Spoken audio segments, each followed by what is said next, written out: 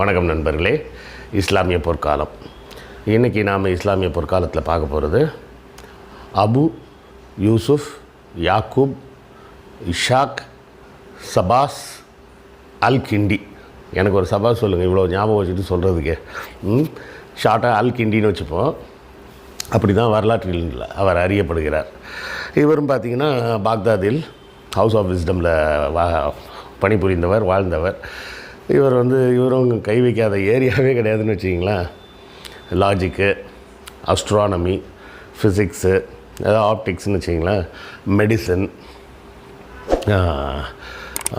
இப்படி பல துறைகளை விட்டு வைக்காமல் கெமிஸ்ட்ரி, இப்படி எல்லா துறைகள்லேயும் விற்பனராக வாழ்ந்திருக்கிறார். இவரோட காலகட்டத்தில் பார்த்திங்கன்னா இவர் முன்வைத்த கருத்து அந்த இறையியல் கோட்பாடுன்னு சொல்கிறோம் பார்த்திங்களா. அந்த இறையியல் கோட்பாடை அவர் ரெண்டாக பிரிக்கிறார். அதாவது அதுக்கு தமிழ் எனக்கு தெரியல, ஆங்கிலத்தில் சொல்கிறேன்.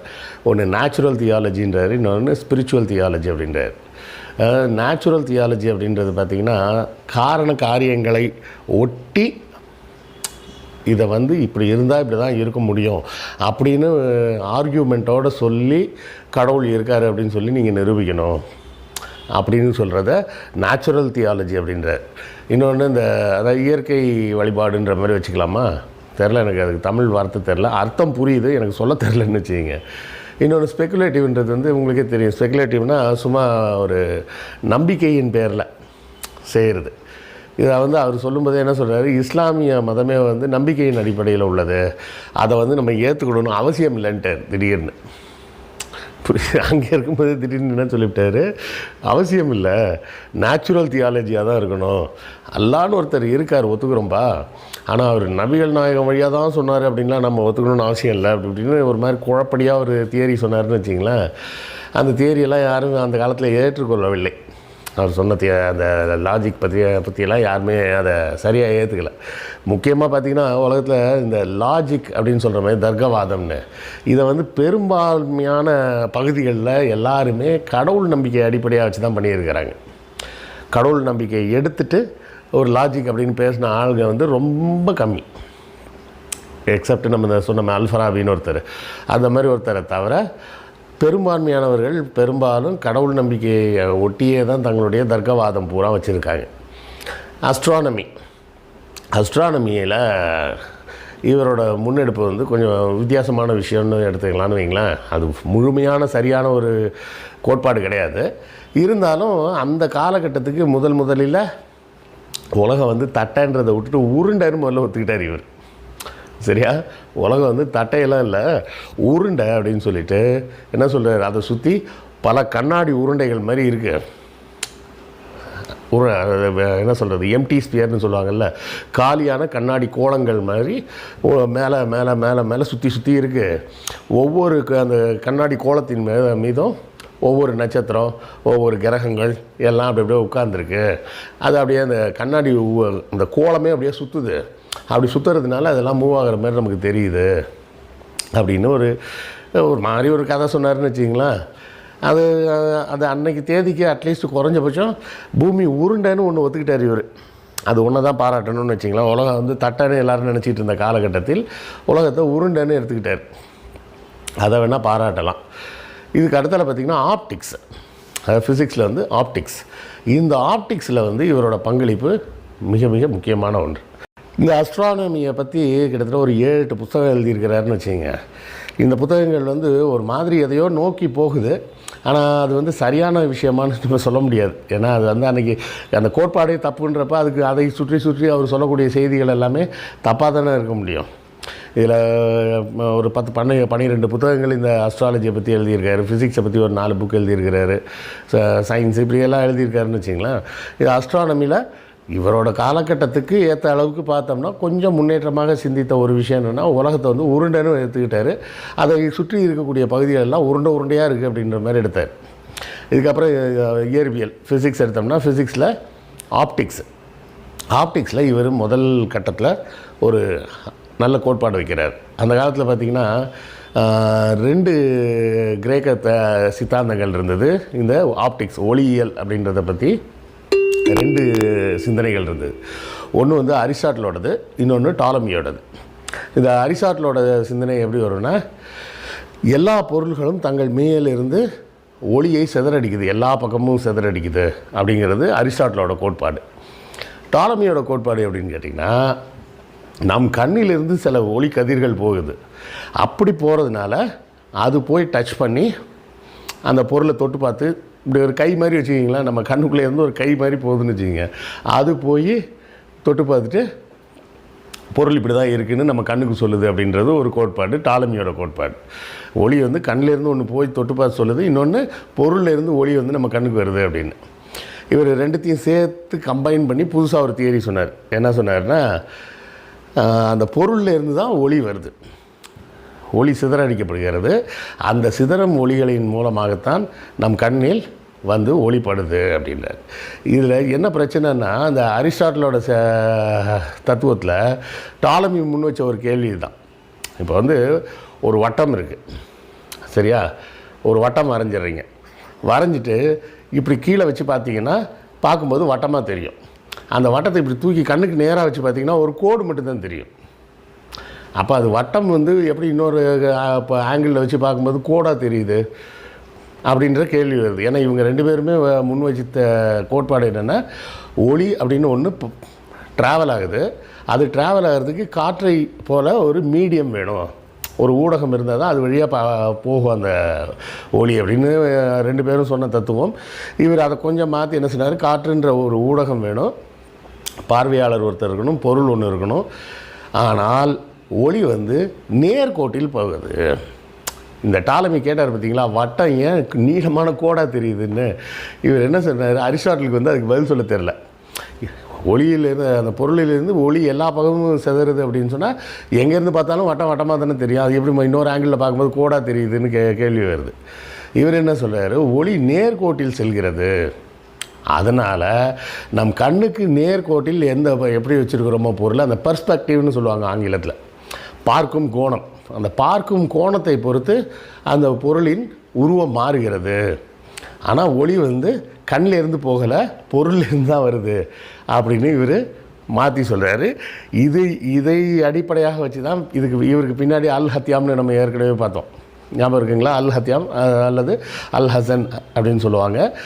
அவர் வந்து இந்த ஒளியியல் கோட்பாடை இன்னும் கொஞ்சம் மேலே கொண்டு போய் இந்த கேமரா அப்ஸ்கியூரா அப்படின்னு ஒன்று பார்த்தோமே, ஒரு பாக்ஸு, அதில் ஒரு சின்ன பின்ஹோல் போட்டு வச்சோம்னா அங்கே தூரத்தில் இருக்கிற பொருளோட ஒளி அது வழியாக நேர்கோட்டில் பயணம் பண்ணி வந்து அந்த ஸ்க்ரீனில் விழும்.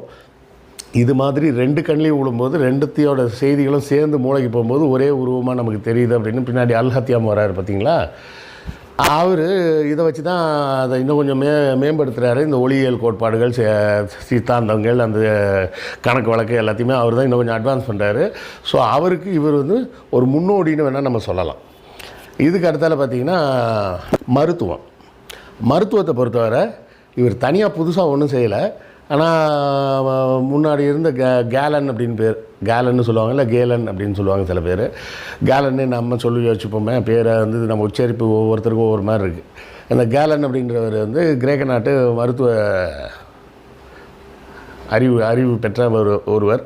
அவர் தான் வந்து முதல்ல எழுதுகிற புத்தகம் தான் என்னது, நம்ம ஊர் இந்த சித்த வைத்தியத்தில் இருக்கிற வாதம், கபம், பித்தம் இதெல்லாத்தையும் தூக்கிட்டு போய் அவங்க ஊருக்கு கொண்டு போய் அது கூட இது மட்டும் இருந்தால் பத்தாது, வேறு ஒன்று இருக்கணும் அப்படின்றத கண்டுபிடிச்சி ரத்தம்னு ஒன்று இருக்குது அப்படின்றதெல்லாம் கண்டுபிடிக்கிறாரு.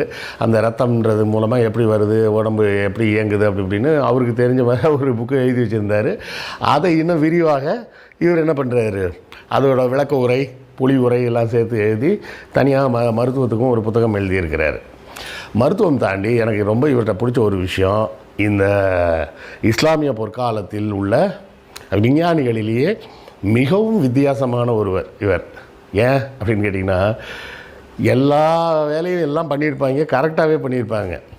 கரெக்டாக பண்ணிவிட்டு கடைசியாக என்ன பண்ணுவாங்க, அல்கெமின்னு ரசவாதத்துக்கு போயிடுவாங்க. வா, அந்த ஃபிலாசபர் ஸ்டோன் ஒன்று இருக்குது, அதை கண்டுபிடிப்போம், அதை தூக்கி தண்ணிக்குள்ளே போட்டுட்டு அது கூட தூக்கி மற்ற மெட்டல்லாம் போட்டோம்னா அது அந்த மெட்டல் வந்து தங்கமாக மாறிடும், வெள்ளியாக மாறிடும்ன்ற வேலையை எல்லா அறிஞரும் பண்ணிகிட்டு இருந்தாங்க. இவர் ஒருத்தர் தான் சொன்னது, என்ன சொன்னார், அதெல்லாம் பாசிபிளே கிடையாது. இது மாதிரி இன்னொரு சாதாரண ஒரு உலோகத்தை தங்கம், வெள்ளி போன்ற விலை மதிப்பு உள்ள உலோகமாக மாற்றும் முறை அப்படின்னு உலகத்தில் ஒன்றும் இருக்க வாய்ப்பே கிடையாது அப்படின்னு ஒரு பெரிய தீசிஸ் எழுதினார். எல்லாரும் அல்கெமி எழுதும்போது இவர் அல்கெமியில் எழுதுனது அப்படி செய்ய முடியாதுன்னு ஒரு கோட்பாடை முன் வச்சு தான் எழுதுகிறார். இந்த விஷயத்தில் இவரை நாம் மிகவும் பாராட்ட வேண்டும். அப்புறம் மேத்தமெட்டிக்ஸ் எடுத்தோம்னா மேத்தமெட்டிக்ஸ்லேயும் நம்பர்ஸ் நம்ம இந்தியன் நியூமரல்ஸ் இருக்குல்ல, இந்த இந்தியன் நியூமரல்ஸை அதை இன்னும் கொஞ்சம் செம்மைப்படுத்துகிறேன்னு, அதில் என்ன செம்மைப்படுத்தினாருன்றதை பற்றி நமக்கு தெரியல, இன்னும் கொஞ்சம் எளிமைப்படுத்தி என்னவோ பண்ணி மத்திய கிழக்கு நாடுகள், இந்த அரேபியா சுற்றி உள்ள நாடுகள், அது மட்டும் இல்லாமல் ஐரோப்பிய நாடுகள் வர இந்த நியூமரிக்கல் சிஸ்டம் அது நல்லா புரிஞ்சுக்கிங்க. நான் திருப்பி சொல்கிறது, ஸ்கூலில் எவனாவது அபாக்கஸ் சொல்லித்தரேன் அப்படின்னு உங்கள் பிள்ளைக்கு ஃபீஸ் கேட்டான்னா மண்டை மேலே கொட்டுங்க, ஏன்டா ஏமாற்றி திரிகிற அப்படின்னு. ஏன்னா அந்த காலத்தில் ரோமன் நம்பர்ஸ் உங்களுக்கே தெரியும், எக்ஸு வி ஐன்னு வச்சுருப்பாங்க. அந்த எக்ஸு வி ஐயெல்லாம் வச்சுக்கிட்டு கணக்கே போட முடியாது, பெருக்கல் வகுத்தல்லாம் பண்ணவே முடியாது. அதுக்காக அவங்க பயன்படுத்தினது தான் அபாக்கஸ். திருப்பி ரிப்பீட் பண்ணுறேன்னு நினச்சிக்காதீங்க. எதுக்கு நான் அப்படியாவது அந்த செய்தி போய் சேரணுன்றதுக்காக திருப்பி சொல்கிறோம். சில விஷயங்களை திருப்பி சொல்லி தான் ஆகணுன்றதுக்காக சொல்கிறேன். நல்லா யோசிச்சு பாருங்கள். 13 அப்படின்ற நம்பர் அபாக்கஸ் இது ரோமன் நியூமரல்ஸில் எப்படி எழுதுவாங்க, ஒரு எக்ஸ் போட்டு பக்கத்தில் 3 ஐ போடுவாங்க. 3 ஐ போட்டோம்னா 13. 9ன்னு போட்டால் எப்படி போடுவாங்க, ஒரு எக்ஸ் போட்டு எக்ஸுக்கு முன்னாடி ஒரு ஐ போட்டு வச்சுருப்பாங்க. இது ரெண்டையும் வச்சுக்கிட்டு எப்படி பெருக்குவீங்க 13 × 9ன்னா பைத்தியம் பிடிச்சிடும். அதனால தான் அபாக்கஸ் வச்சுக்கிட்டு அந்த மணிகளெல்லாம் வச்சுக்கிட்டு இதில் எழுதிட்டு அதில் மணிகளை வச்சு எண்ணி கூட்டி பெருக்கையை போட்டுக்கிட்டு இருந்தாங்க. அதுக்கப்புறம் அல்குராஷ்மி தான் அதை முதல்ல அரேபியாவில் இன்ட்ரடியூஸ் பண்ணுறாரு இந்தியாவோட சிஸ்டத்தை. அதுக்கப்புறம் இவர் அதை இன்னும் கொஞ்சம் மேம்படுத்துகிறேன்னு பண்ணி எல்லாம் அங்கே கொண்டு போய் சேர்க்குறாருன்னு வச்சுக்கிங்களேன்.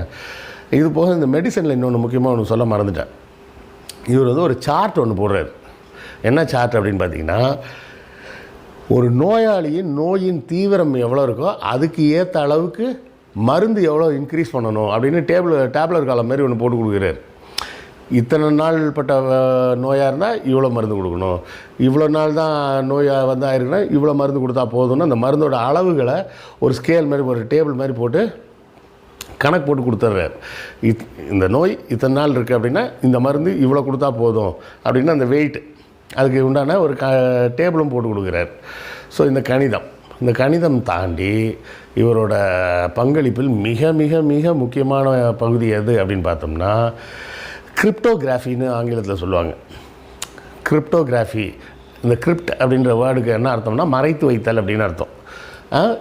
கிரிப்டோகிராஃபின்னு சொல்லுவாங்க. இந்த கிரிப்டோகிராஃபி எங்கே பயன்படுது அப்படின்னு பார்த்திங்கன்னா ரகசிய செய்திகள் அனுப்புவதில் பயன்படுது. ரகசிய செய்திகள்னால் எப்படி அனுப்புறது, இது ஜூலியஸ் சீசர் காலத்துலேயே ஆரம்பிச்சிருச்சு. என்ன பண்ணுவாங்கன்னா, ஒரு செய்தி அனுப்பணும், ஆங்கிலத்தில் சொல்கிறேன், ஆங்கிலத்திலே வச்சுக்கோங்க, ஏக்கு பதிலாக டின்னு வச்சுப்பாங்க. இப்போ ஏ அப்படின்னு போட வேண்டிய இடத்துலலாம் டின்னு போடுவாங்க. பி வச்சுக்கோங்க, பி போட வேண்டிய இடத்துலலாம் வி போடுவாங்க. இப்போ எல் எடுத்துக்கங்க, எல் போட வேண்டிய இடத்துலலாம் டி போடுவாங்க, இ போட வேண்டிய இடத்துலலாம் பி போடுவாங்கன்னு வச்சுக்கிங்களேன். இப்போ ஆப்பிள்னு எழுதணும்னா நம்ம ஏபிபிஎல்இ ஆப்பிள்னு நமக்கு தெரியும். இப்போ இந்த காம்பினேஷனை மாற்றி போடும்போது என்ன ஆகுது, ஏக்கு பதிலாக டி வச்சுருந்தாங்க, அதனால் டி, அப்புறம் பிக்கு பதிலாக என்ன சொன்னோன்னே மறந்துடுச்சே, எஃப்னு வச்சுப்போமா. அப்போ டி எஃப் டி, எல்லுக்கு பதிலாக டி, அப்புறம் இக்கு பதிலாக பி, அப்போ எஃப் டி பி அப்படின்னு எழுதியிருக்கோம். இந்த வார்த்தையை ஆப்பிள்னு எப்படி கண்டுபிடிக்கிறது, கண்டுபிடிக்க முடியாது. எதனால் இந்த வேலையை ஜூலியஸ் சீசர் பண்ணுறாருன்னா, தூதுவன் கொண்டு போகிறான் பார்த்தீங்களா, அவன் மேலே நம்பிக்கை இல்லாமல் கிடையாது, அவன் நம்பிக்கையான ஆள் தான். ஆனால் எதிரிகள் கையில் அவன் சிக்கிட்டான்னு வச்சுக்கிங்க, இவனை அடித்து பிடுங்கி என்ன செய்தி இருக்குதுன்னு வாங்கி படித்து பார்த்துட்டு, இந்த இடத்துலேருந்து படைகள் இத்தனாம் தேதி கிளம்பி இவ்வளோ நாளில் வருதா அப்படின்னு எதிரி தெரிஞ்சுப்பான். அப்படி எதிரிகள் தெரிஞ்சிக்கக்கூடாதுன்றதுக்காக செய்தியை போய் இந்த எழுத்துக்களெல்லாம் மாற்றி போட்டு எழுதிடுவாங்க. எழுதுனதுக்கப்புறம் அந்த பக்கம் கொண்டு போய் அந்த ஊரில் இருக்க தளபதிகிட்ட கொடுத்தா அவன் படித்து பார்த்து புரிஞ்சுக்கணும்ல. அதுக்கு எந்தெந்த எழுத்துக்களை எப்படி மாற்றியிருக்கோன்னு அதுக்கு பேர் கீன்னு சொல்லுவாங்க. எந்த எழுத்து எதுக்கு பதிலாக எது, ஏக்கு பதிலாக டி வச்சுருக்கோம், பிக்கு பதிலாக எஃப் வச்சுருக்கோம், எல்லுக்கு பதிலாக டி வச்சுருக்கோம், ஈக்கு பதிலாக பின்னு வச்சுருக்கோம் அப்படின்ற இந்த ஒரு கீ மாதிரி போட்டு எழுதி அதை வேற ஒருத்தன்ட்ட கொடுத்து அவனை வேறு ரூட்டில் போக சொல்லுவாங்க. இவங்க 2 பேரும் ஒருத்தர் சந்திக்க மாட்டாங்க. ஒருத்தர் சந்திக்காமையே 2 பேரும் போய் அந்த இவங்களோட படை தளபதி இன்னொரு இடத்துல எங்கே இருக்கானோ அங்கே போய் சேர்ந்துருவாங்க. போனோடனே அவன் 2த்தையும் வச்சுக்கிட்டு அங்கேருந்து வந்த செய்தி என்னன்றதை புரிஞ்சுக்கிட்டு இதே மாதிரி அவனும் ஒரு கீ ஒன்றும் ஜம்பிள் பண்ண ஒரு மெசேஜையும் எழுதி அனுப்பிச்சி விட்ருவான். இதில் வந்து பல விஷயங்கள் செஞ்சுருக்காங்க. அதுக்கு கிரிப்டுன்னு எதுக்கு பேர் வந்ததுன்னா, அந்த காலத்தில் என்ன பண்ணுவாங்களாம், ஒரு காகிதத்தில் மெசேஜ் இதெல்லாம் முதல்ல பண்ணியிருக்காங்க. என்னென்னா காகிதம் மாதிரி உள்ள ஒரு பேப்பர் இருக்கும்ல, அதுக்கு பேரே வந்து ஏதோ ஒரு பேர் சொல்லுவாங்க. அந்த ரொம்ப திக்காக இருக்கும், பேப்பியரஸ்ம்பாங்க. அந்த பேப்பியரால் வந்து எழுதி சுருட்டி என்ன பண்ணுவாங்களாம் உள்ளே வச்சுருவாங்க, ஒரு கண்ணாடி குடுவைக்குள்ளே வச்சு. அந்த கண்ணாடி குடுவையை என்ன பண்ணுவாங்க, இன்னொரு கண்ணாடி குடுவைக்குள்ளே வச்சு அதில் வந்து ஆசிடை ஊற்றி வச்சுறது. இதை வந்து ஒரு டப்பாக்குள்ளே போட்டு அந்த டப்பாவுக்கு ஒரு காம்பினேஷன் லாக் மாதிரி போட்டு மூடி வச்சிடுறது. இந்த காம்பினேஷன் லாக்கை யாராவது தப்பாக ஓப்பன் பண்ணாங்கன்னா என்ன ஆகும், இந்த கண்ணாடி குடுவையில் இருக்கிற ஆசிட் உடஞ்சி உள்ளே இருக்க பேப்பரில் போய் அது அழிச்சிடும் அதை. அப்போ ஒருத்தன் வந்து ஃபோர்ஸ் பண்ணி ஓப்பன் பண்ணால் என்ன ஆகும், கரெக்டான காம்பினேஷனை போட்டு திறந்தால் தான் அது திறந்து உள்ளே இருந்து அந்த பேப்பரை எடுக்க முடியும், எடுத்து படிக்க முடியும். இப்போ அது அந்த மாதிரி க்ளோஸ் பண்ண ஒரு டப்பாவுக்கு வந்து கிரிப்டுன்னு பேர். அதனால் அந்த பேரே வந்து கிரிப்டாலஜின்னு மாறிடுச்சுன்னு வச்சுக்கோங்க ஆங்கிலத்தில். இப்போ கூட நீங்கள் பார்த்துருப்பீங்க, நம்ம வாட்ஸ்அப்லலாம் பார்த்திங்கன்னா all your messages are encrypted அப்படின்னு வரும். அதாவது இங்கேருந்து நீங்கள் அனுப்புகிற மெசேஜை நடுவில் யாரும் ஹேக் பண்ணி டவுன்லோட் பண்ணிட முடியாது. ஒரு ஃபோன்லேருந்து அனுப்புனா அது இன்னொரு எந்த ஃபோனுக்காக அனுப்புனீங்களோ அந்த ஃபோனில் மட்டும்தான் அது ஓப்பன் ஆகும் அப்படின்ற மாதிரி இப்போ சாஃப்ட்வேர் மூலமாக பண்ணிட்டாங்கன்னு வச்சிங்களேன். இதை தான் வந்து என்கிரிப்ஷன்னு சொல்கிறது. இவர் வந்து அந்த என்கிரிப்ஷனை உடைக்கிறதுக்கு ஒரு வழியை கண்டுபிடிச்சார். எப்படி பார்த்தீங்களா, கில்லாடி இதை வந்து உடைக்கிறதுக்கு ஒரு வழி கண்டுபிடிச்சார். இதுதான் இவரோட கண்டுபிடிப்புகளில் மிக சிறப்பான ஒரு விஷயம். என்னென்னா, ஏன்னா ஜூலியஸ் சீசர் காலத்துக்கெல்லாம் ரொம்ப பின்னாடி உள்ள காலம் இவரோட காலம். அப்போ என்ன வழி கண்டுபிடிக்கிறாருன்னா, இதுக்கு பேர் வந்து ஃப்ரீக்வன்சி அனாலிசிஸ் அப்படின்னு சொல்லுவாங்க. ஃப்ரீக்வன்சி அனாலிசிஸ்னால் என்ன அர்த்தம்னா, எழுத்துக்கள் வருது பார்த்திங்களா ஒரு மொழியில், முதல்ல அது எந்த மொழின்னு தெரியணும். ஆங்கிலத்தில் பார்த்தோம்னா ஒரு சில எழுத்துக்கள் நிறைய தடவை வரும் அந்த எழுதும்போது. ஒரு சில எழுத்துக்கள் ரொம்ப கம்மியாக தான் பயன்படும். உதாரணத்துக்கு பார்த்திங்கன்னா ஈ அப்படின்னு எழுத்து எழுதுக்குங்க. ஈன்ற எழுத்து வந்து அதிகமான முறை பயன்படுத்தப்படும். இப்போ அதிகமான முறை பயன்படுத்தக்கூடிய ஒரு எழுத்து. ஈக்கு அடுத்தால் பார்த்திங்கன்னா டீக்கு அடுத்தால் பார்த்திங்கன்னா ஏக்கு அப்புறம் ஓக்கு அப்புறம் ஐக்கு அப்புறம் என். இதை வந்து இடிஏ ஓஎன் அப்படிம்பாங்க. இதுக்கு அடுத்தால் செட்டுன்னு பார்த்திங்கன்னா SHRDLUன்னு நினைக்கிறேன், அது மாதிரி வரும். இது நீங்கள் கீபோர்டை பார்த்திங்கன்னா தெரியும். கீபோர்டில் பார்த்திங்கன்னா அதிகமாக பயன்படுத்தக்கூடிய எழுத்துக்கள்லாம் நடுவில் கிளப் பண்ண மாதிரி வச்சுருப்பாங்க. ரொம்ப கம்மியாக பயன்படுத்தக்கூடிய எழுத்து லைக் இசடு ஒய் எக்ஸெல்லாம் பார்த்திங்கன்னா எங்கே கொஞ்சம் தள்ளி வச்சுருப்பாங்கன்னு வைங்களேன். அதாவது அவ்வளோ பயன்பாடு இல்லாது இந்த ஃப்ரீக்குவன்சியை வச்சுக்கிட்டு அவர் கண்டுபிடிக்கிறார். இப்போ உதாரணத்துக்கு ஆப்பிள் மட்டும் இருக்காதுல்ல, once upon a time there was an apple which fell down on Newton's head அப்படின்னு எழுதுகிறோன்னு வச்சிங்களேன். இதில் எத்தனை ஈ வருது பாருங்கள். ஒன்ஸில் ஒரு ஈ, தேர் அதில் 2 ஈ வருது. ஓகேவா? ஒன்ஸு அப்பான் ஏ டைமில் ஒரு ஈ வந்துடுது, நியூட்டனில் ஈ வந்துடுது. எத்தனை ஈ வந்துருச்சு பாருங்கள். அதுக்கு அடுத்தால பாருங்கள், தேர் வாஸில் டீ வந்துடுது, அப்புறம் நியூட்டனில் டீ வருது. எத்தனை டீ வருது பாருங்கள். இதில் நம்ம சொன்ன மாதிரியே தான் இருக்கும். ஆங்கிலம் வந்து இப்போ இந்த ஆங்கில மொழின்னு இப்போ தெரியும்போது ஒரு குறிப்பிட்ட இடங்கள்லாம் எந்த எழுத்துக்கள் திருப்பி வந்துக்கிட்டே இருக்குது அப்படிங்கிறத பார்த்து அதிகபட்சமாக வரக்கூடிய எழுத்து வந்து வீன்னு இருக்குன்னு வச்சுக்கிட்டோம்னா அப்போ ஈக்கு பதிலாக வீயை பயன்படுத்தியிருக்காங்க அப்படின்னு தெரிஞ்சுப்பாங்க. அதுக்கு அடுத்தால ஃப்ரீக்வன்சியை பார்த்துட்டு இந்த ஃப்ரீக்வன்சியில் எந்த எழுத்து மறுபடியும் நிறைய வந்திருக்குன்னு பார்த்து அதெல்லாம் டீன்னு வச்சுட்டு இப்படியே ஒன்றா டீகோட் பண்ணுவாங்க. ஒரு 3 ஸ்டேஜ் 4 ஸ்டேஜில் டீகோட் ஆகிடும்னு வச்சிங்களேன். இது வந்து ரொம்ப காலம் பயன்படுத்திகிட்டு இருந்தாங்க. எப்போ 2ஆம் உலக யுத்தம் வர 2ஆம் உலக யுத்தம் வரும்போது அந்த கான்செப்டே மாற்றிட்டாங்க. அதுக்கு வந்து ஒரு மிஷினை கண்டுபிடிச்ச ஹிட்லர் காலத்தில் அந்த மிஷினுக்கு பேர் எனிக்மான்னு பேர். எனிக்மா மிஷின்னா அது என்ன பண்ணோம்னா, இவங்க என்ன பண்ணுறது, ஏதாவது ஒரு புத்தகத்தை எடுத்துக்கிறது, ஒரு புக் எடுத்துகிட்டு அந்த புக்கில் இருந்து ஏதாவது ஒரு பாட்டையோ ஒரு வரியோ எடுத்துப்பாங்க. 25வது பக்கத்தில் ஒரு 3ஆவது லைன் அப்படின்னு வச்சுக்கோங்க.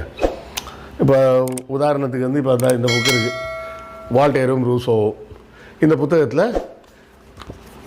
இது மாதிரி ஒரு 15வது பக்கத்தில் 4வது லைன் அப்படின்னு எடுத்துக்கிட்டோம்னா, இந்த 15வது பக்கத்தில் 4வது லைனில் மொதல் எழுத்து என்னவோ அதுதான் ஏ, 2வது எழுத்து என்னவோ அதுதான் பி, 3வது எழுத்து என்னவோ அதுதான் சி அப்படின்ற மாதிரி வரிசையாக வச்சுருவாங்க. இப்போ என்ன ஆகுன்னா, இதோட கீ கண்டுபிடிக்க முடியாது. மெசேஜை முதல்ல இது பண்ணி விட்ருவாங்க. எது டெலகிராம்லேயே அனுப்பிச்சிடுவாங்க. டெலகிராமை இவங்களால் இன்டர்செப்ட் பண்ண முடியும், நேச நாடுகளால். இன்டர்செப்ட் பண்ணாலும் அதோட கீ எந்த புக்குன்னே தெரியாது. முதல்ல அந்த புக்கை கண்டுபிடிச்சா மட்டும்தான் அதை பிரிக்கவே முடியுன்ற அளவுக்கு அது ரொம்ப ஸ்ட்ராங் ஆகி, அதுக்கப்புறம் அதுக்கு இவங்க தனியாக இன்னொரு ஆளெல்லாம் போட்டு கண்டுபிடிச்சி அதுக்கு வேலையெல்லாம் செஞ்சாங்கன்னு வைங்களேன். இது மாதிரி இந்த கிரிப்டோகிராஃபின்றது வந்து ஜூலியஸ் சீசர் காலத்தில் ஆரம்பித்து 2ஆம் உலக யுத்தம் வரை இன்னும் போச்சு. இப்போவும் பார்த்திங்கன்னா கம்ப்யூட்டரில் நம்ம எல்லாம் என்கிரிப்டட் மெசேஜாக அனுப்புகிறோம். எதுக்காக என்கிரிப்டட் மெசேஜ்? இப்போ நம்ம பேங்க்கில் வந்து லாகின் பண்ணுறோம், யூசர் நேம் பாஸ்வேர்டெலாம் போடுறோம். இது வந்து இங்கேருந்து நெட் வழியாக போகுது. எப்படி போகுது? இங்கேருந்து நம்ம வீட்டிலேருந்து வெளியே இருக்கிற பாக்ஸுக்கு போகுது. அந்த பாக்ஸ்லேருந்து நேராக இப்போ நீங்கள் ஏர்டெல் கனெக்ஷன் வச்சுருந்தீங்கன்னா ஏர்டெலோட சர்வருக்கு போகும். ஏர்டெல் சர்வர்லேருந்து அந்த பேங்க் எந்த கம்பெனியில் சர்வர் வாங்கி வச்சுருக்காங்களோ அந்த சர்வருக்கு போகும். அங்கேருந்து திருப்பி அந்த ஸ்டேட் பேங்கோட சர்வருக்கு போகும். அதுக்கப்புறம் அங்கே செக் பண்ணி முடிச்சு திருப்பி இதே மாதிரி இங்கே ரிட்டர்ன் வரும். இதுக்கு நடுவில் எங்கே வேணால் ஹேக் பண்ண முடியும். கரெக்டாக? அதுக்காக தான் இந்த என்கிரிப்ஷன் யூஸ் பண்ணுறாங்க. அந்த 124 பைட் என்கிரிப்ஷன் அப்படின்லாம் போட்டிருப்பாங்க. அதனால் அந்த இருக்கும்போது அதை பிரித்தா ஒன்றுமே புரியாது, அதை வச்சு ஒன்றுமே பண்ண முடியாதுன்னு வச்சிங்களேன். இந்த கிரிப்டாலஜி அப்படின்றதுல இவர் ஒரு பெரிய பிஸ்தா அப்படின்னு சொல்லலாம். சரிங்களா? இது மாதிரி அந்த அல்கிண்டின்றவர் இது மட்டும் இல்லை, கெமிஸ்ட்ரியில் பார்த்தீங்கன்னா எப்படி டிஸ்டிலேஷன் பண்ணுறது, கிட்டத்தட்ட ஒரு 108 வகையான 108 110 வகையான பர்ஃப்யூமை வந்து எப்படி டிஸ்டிலேஷன் பண்ணுறது அப்படின்னு இவர் கண்டுபிடிச்ச மெத்தடு ரொம்ப ரொம்ப ஃபேமஸான மெத்தடு. அது இன்றைக்கும் பயன்பாட்டில் இருக்கக்கூடிய ஒரு மெத்தடுன்னு வச்சுக்கோங்க. அந்த டிஸ்டிலேஷன் ப்ராசஸ் தான் இன்றைக்கும் பெட்ரோலிய பொருட்கள்லேருந்து டிஸ்டிலேஷன் பண்ணுறாங்களே, அதுக்கும் இன்றைக்கும் அதுதான் பயன்படுது. ஸோ இப்போ ஏற்பட்ட ஒரு பல விதமான கண்டுபிடிப்புகளை செய்தவர் தான் அல்கிண்டி. தெரிந்த வரலாற்றின் தெரியாத பக்கங்கள் 6 பகுதிகள் வாங்கி உங்கள் ஆதரவை தாருங்கள். மற்ற 3 நூல்களையும் வாங்குங்க. இந்த 6த்தையும் ஒன்றா வாங்கினீங்கன்னா இந்த ஐயா சுபவி எழுதிய இந்த 3 புத்தகங்கள் இலவசமாக கொடுக்கப்படும். 6 புக்கும் தேவையில்லை சார், ஒன்று வாங்கிக்கிறேன்னா தாராளமாக வாங்குங்க. நீங்கள் மொத்தத்தில் நீங்கள் வாங்கி படிக்கணுன்றது தான் நம்மளுடைய சிந்தனை. சரிங்களா? அடுத்த வாரம் சந்திப்போமா? நன்றி, வணக்கம்.